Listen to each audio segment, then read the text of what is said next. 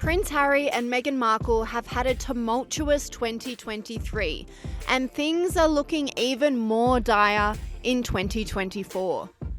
Sky News All Star Esther Krakue reflects on the rebel royals' past year and predicts what's to come.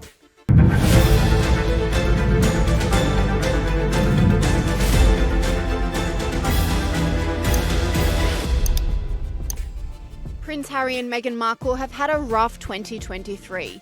Business fails, reputational damage and family tensions have put strain on the pair individually and as a couple. To top off a less than ideal year for Harry and Meghan, the pair were named the biggest losers of 2023, with this decline in popularity looking set to intensify in 2024, according to Sky News All Star Esther Krakue. Joining us now is writer and broadcaster Esther Krakue. Esther, to think we started this year talking about Spare, that seemed like a lifetime ago, but the year didn't really improve too much for the Sussexes, finding themselves amongst the biggest losers for 2023. Yes, so that is according to the Hollywood Reporter, which is basically the Hollywood Bible of the who's who in Tinseltown. And for them to find themselves basically as the biggest losers in Hollywood really does say something about how the attitude towards them, particularly amongst the powers that be, that really emboldened them when they made their massive exit from the royal family. It just shows how they've declined in popularity. It's really quite a fall from grace, if you will.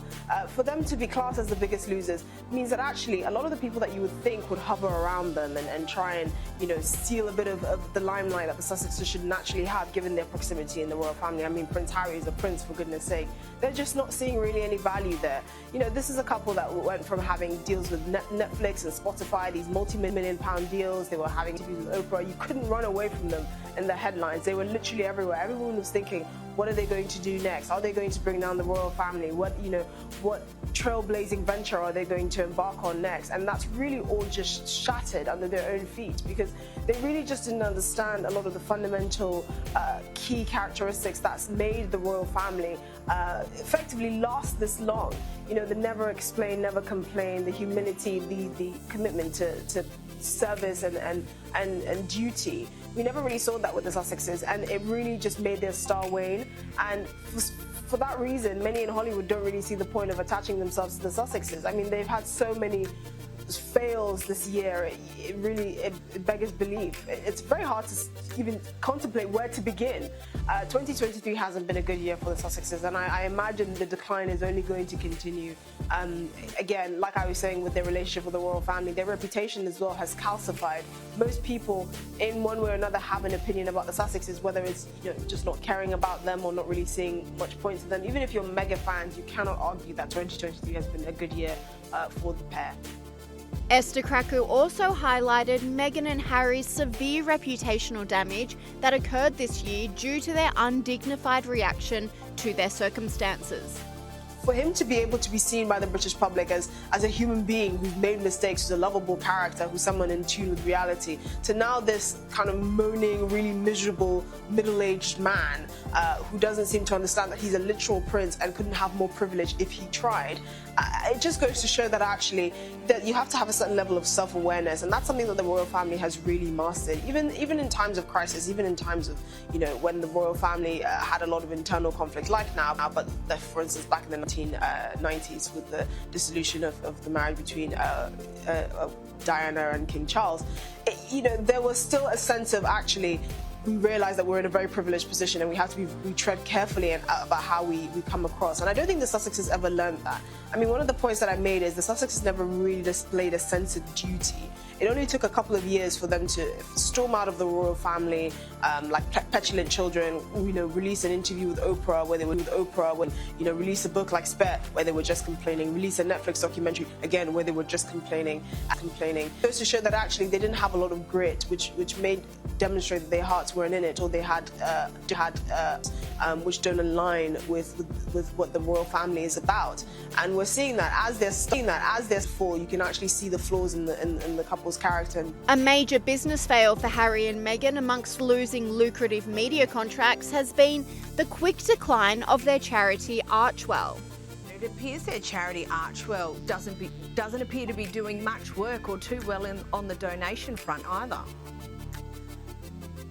Yeah, so in the span of a year, the Archwell Foundation has seen a drop in almost £9 million in their donations. This is down from, they received about 10.4 million last year. This year they've received only about 1.2, I believe. So it's quite a steep decline in their donations. And this is another thing that's attached to their brand. As brand Sussex effectively tumbles down and it's effectively free falling, so does anything attached to them, including the Archwell Foundation. Now, it's very strange because you would think that this couple that have effectively said that the Great Crusaders and they're going to do good on their own terms and not be attached to the royal family, they're actually learning the hard way that the public perception of them does affect their ability to be able to have the kind of impact that they want to have. And unfortunately, that's a very tough lesson to learn now. They don't have any of the expertise, of the resources, or the experience that the royal family has, or really anyone that's run a charity organization or does charitable work. So they're really kind of finding their feet and learning as they go along. But a big part of that is reputation management. And when you spend the last few years moaning and whinging about your negative experience in the royal family and how awful your family are to you and the British press and all of these things, that does impact the public's perception of you. And the pressure of the last year has inevitably caught up with the couple, with Sky News host Danica DiGiorgio predicting Meghan and Harry are headed for Splitsville in 2024. Danica, what's your big prediction? Harry and Meghan will split next year finally. The Woe Is Me couple will call it quits. I think Meghan will be the one to initiate it. She's had enough. She wants to go back to her D-grade acting. Clicks on YouTube. She wants to go. Sky News host declares. No, hear me out. She wants to go back to her D-grade acting career. She realises that it hasn't quite worked out with Harry because her career's gone nowhere. They're going to call it quits and he'll rekindle the family. Throughout the year, whispers of a royal reconciliation between Prince Harry and his family have swirled. But after the damaging accusations in the new book Endgame levelled against the royal family, Esther Krakue says King Charles is keeping his distance. Yes, I mean, we know from reports within the royal family that the king is keen on some sort of reconciliation. This is a man in his mid-70s. He only has 2 children. He's obviously, nearing the end of his life, or at the point where you start to reflect on things. He's not happy about the situation between the Sussexes and the royal family, or the fact that this really risks calcifying in this way.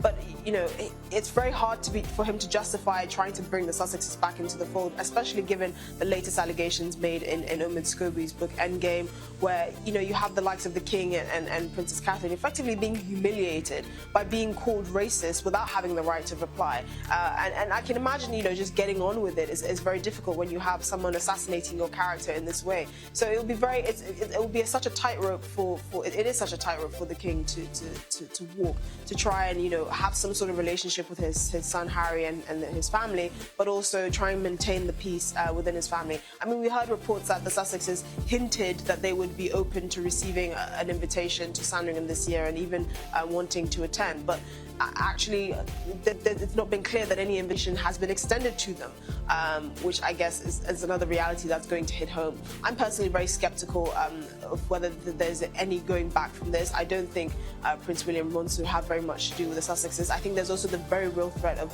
the lack of privacy. We can't trust that there's not going to be some sort of Netflix camera in the corner or some hidden microphone for all the Sussexes complaining about a lack of privacy, and even Prince Harry's recent case where he was awarded over £100,000 in a phone hacking scandal.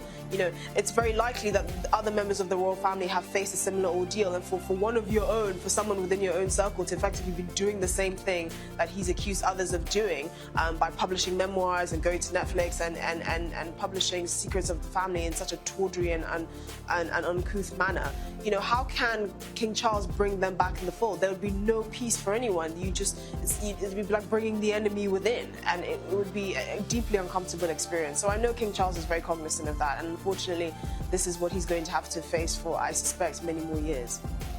And in stark contrast to Harry and Meghan's struggling popularity, the royal family, and in particular Princess Kate, has only been on the up this year, proving the racism scandal had no negative impact on their reputation.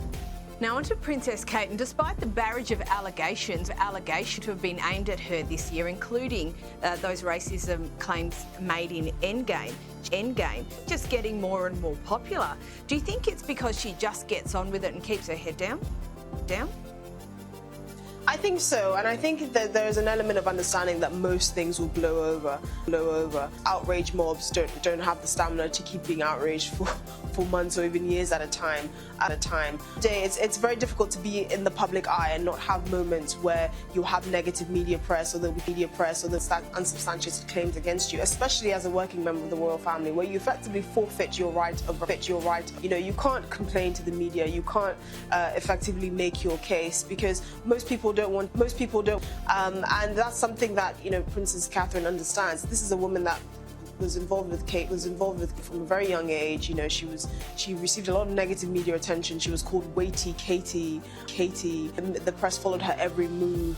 We've really seen her evolve from a young woman in university to now being the future queen. And in all of that, she's never given an inclination that she's not grateful or that she hates what she's doing or she's a victim in any way. She really just gets on with it. And I think that's a mantra that many members of the royal family have adopted that's been very successful. And the Sussexes are a prime example of how things can go south once you deviate from that. Once you make it known that actually you feel like a victim and everyone must treat you as such. You're not going to get very far. And unfortunately, that's the name of the game. You do forfeit certain things when you are in a position of prominence. And unfortunately, your right to complain is one of them.